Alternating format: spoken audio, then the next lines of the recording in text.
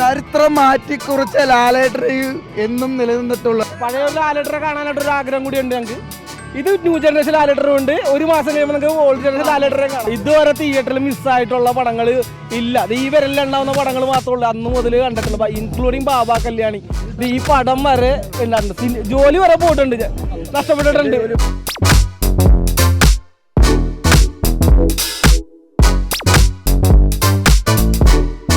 India മുഴുവൻ pan Indian ലെവലിൽ എമ്പുരാന് വേണ്ടി കാത്തിരിപ്പിലാണ്. ഏതാനും മണിക്കൂറുകളോടുള്ള എമ്പുരാൻ റിലീസിനെത്താൻ കൊച്ചിൻ ഫുൾ ഓൺ വൈബിലാണ്. കൊച്ചിയിലെ ലാലേട്ടന്റെ സ്വന്തം പിള്ളേരാണ് ഇന്നൊക്കെ മുഴുവൻ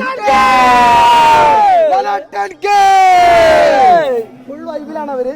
അപ്പോ എന്താണ് എമ്പുരാന്റെ ഒരു ഹൈപ്പിന് ഈ ലാസ്റ്റ് മൊമെന്റ് എന്താണ്? വേൾഡ് വൈഡ് ഇതിലും പാൻ ഇന്ത്യ വേൾഡ് വൈഡിൽ ഇതിലും ഹൈപ്പുള്ള ഒരു പടം ഇനി വരാനില്ല. എല്ലാം അത് ലാലേട്ടൻ തന്നെ വിചാരിക്കണം, അല്ലാണ്ട് ആര് വിചാരിച്ചാലും ഇവിടെ വരാൻ പോണില്ല.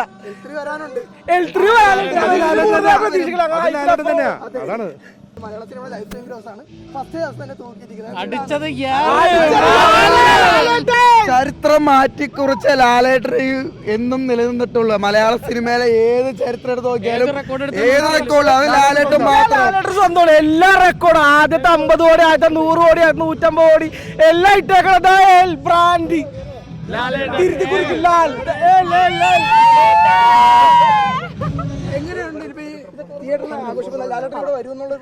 കേൾക്കുന്നുണ്ട്. നാളെ കവിതയില് വരും മോഹൻലാൽ ഞങ്ങൾ ഭയങ്കര എക്സൈറ്റഡ് ആണ്, ഭയങ്കര ഹാപ്പിയാണ്. ഇൻട്രോ ലാലേട്ടന്റെ ഈ പടത്തെ ഇൻട്രോ എങ്ങനെയായിരിക്കും? തിയേറ്റർ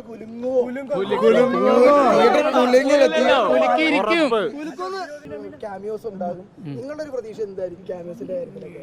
അത് സർപ്രൈസ് ആയിട്ട് നമ്മൾ അന്വേഷിച്ചിട്ട് നമുക്ക് ആ ഒരു ത്രില്ല് പോവില്ലേ? അവര് ഹൈഡ് വെച്ചാൽ അവര് ഹൈഡ് ആയിട്ട് തന്നെ ഇരിക്കട്ടെ. പഴയ ഒരു ലാലേട്ടറെ കാണാനായിട്ട് ഒരു ആഗ്രഹം കൂടി ഉണ്ട് ഞങ്ങൾക്ക്. ഇത് ന്യൂ ജനറേഷൻ ലാലേട്ടറും ഉണ്ട്. ഒരു മാസം കഴിയുമ്പോൾ നമുക്ക് ഓൾഡ് ജനറേഷൻ ലാലേട്ടറെ കാണാം.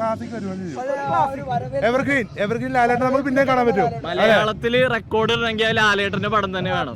നിലവില് തമിഴില് ലിയോ ആയിരുന്നു, അത് നമ്മള് തകർത്തിരിക്കുകയാണ്.